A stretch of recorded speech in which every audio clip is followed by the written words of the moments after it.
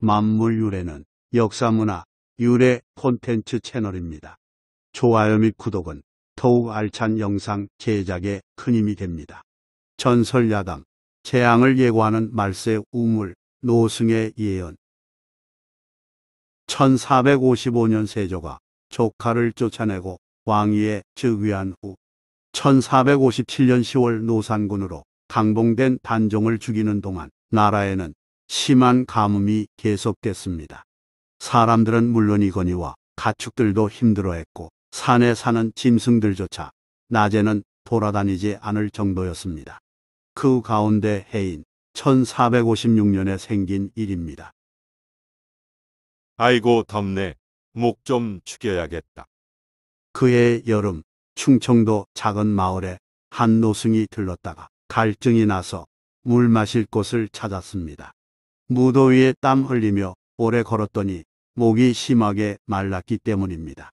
그러나 아무리 찾아도 샘이든 우물이든 보이지 않기에 할 수 없이 근처 민가 살인문 밖에서 주인을 불렀습니다.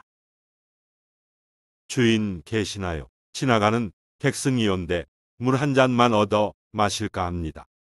그 소리를 듣고 안에서 나온 안악이 기로다 놓은 물이 없다며 친절한 목소리로 스님에게 말했습니다. 마루에 잠깐 앉아 계시면 곧 물을 길어 올리겠습니다. 안악은 물동이를 이고 밖으로 나갔고 스님은 마루에 앉아 땀을 식혔습니다. 그런데 1시간쯤 지났건만 안악이 돌아오지 않았습니다. 안악은 2시간쯤 지나서야 가쁜 숨을 몰아쉬며 집에 들어섰습니다. 스님이 궁금해하는 표정을 짓자 안악이 사정을 설명해 줬습니다. 오래 기다리게 해서 죄송합니다. 마을에 샘이 없기에 십리 밖에 있는 우물을 다녀오느라 늦었습니다. 안악은 구슬땀을 닦으며 미안해했고 스님은 매우 고맙다고 인사한 후 무슨 생각에서인지 지팡이로 마당 이것저것을 몇 차례 두들겨 보았습니다. 이 마을은 땅이 안반이라서 물이 귀하겠습니다.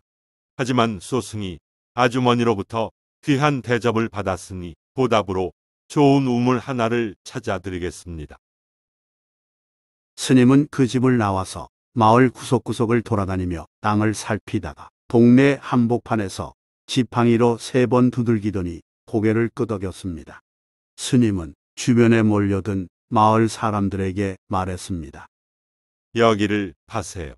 사람들이 거기는 바위가 많은 곳이라 물이 있을 리 없다고 대응했지만 스님은 다시 말했습니다. 제 말을 믿고 여기를 파보세요.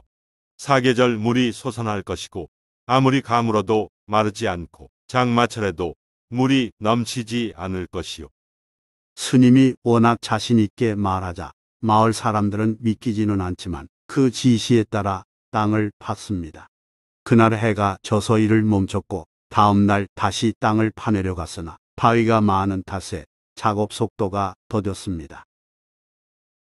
나흘째 되는 날 일부 사람들이 실망해서 작업을 중단하고 자리를 떠났지만 일부는 이왕 시작한 일이니 끝을 보자며 계속 땅을 팠습니다. 드디어 닷새째 되는 날 바위 틈에서 샘물이 솟기 시작했습니다.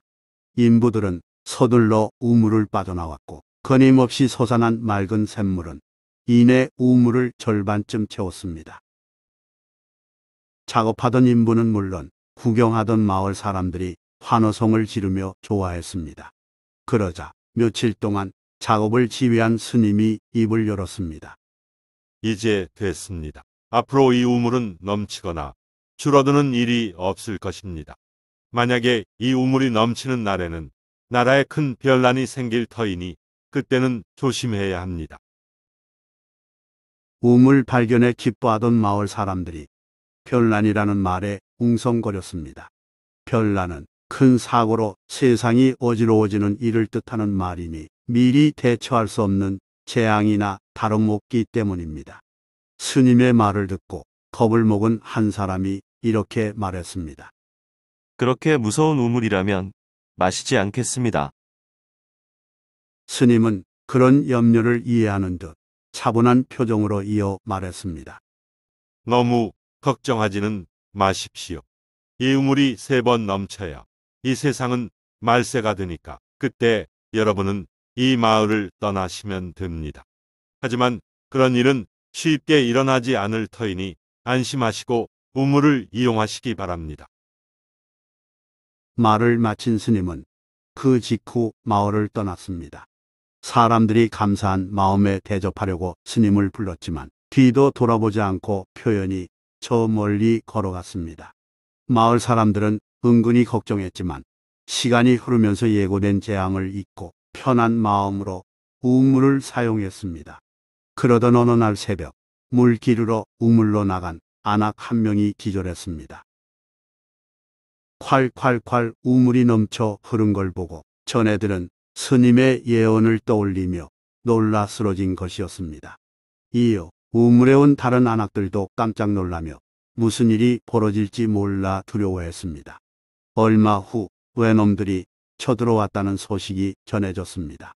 이른바 임진왜란이 일어난 것입니다. 임진왜란은 1592년에 발발했으니 1456년 우물을 판 지 136년이 지나서 처음으로 우물이 넘친 사건이었습니다. 그로부터 세월이 흘러 1910년 정월 중순에 어느 날 새벽에 두 번째로 우물이 넘쳐 흘렀습니다. 이번에는 마을 사람들은 물론 주변 마을 사람들까지 나라에 무슨 일이 생길까 싶어 걱정했습니다.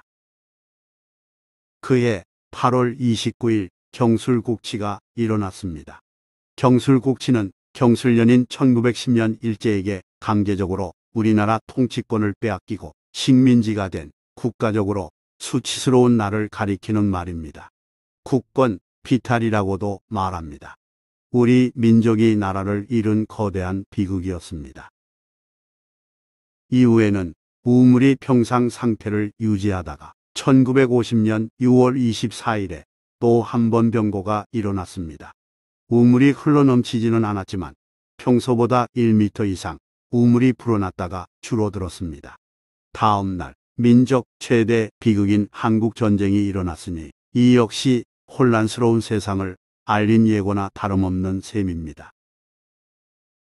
이 우물은 충청북도 괴산군 증평읍 사곡리 일명 사청마을에 있습니다.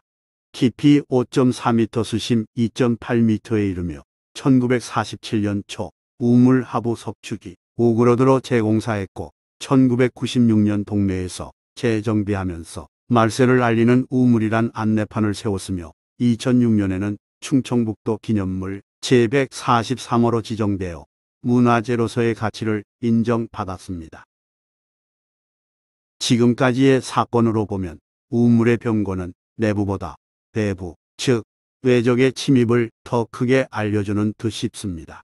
민족 상잔 역시 국가적 재앙이므로 경고를 한 것으로 여겨지고요. 마지막 세 번째, 우물이 넘치는 일이 없기를 바라며 우리 민족뿐만 아니라 세상 전체의 평화를 기원합니다.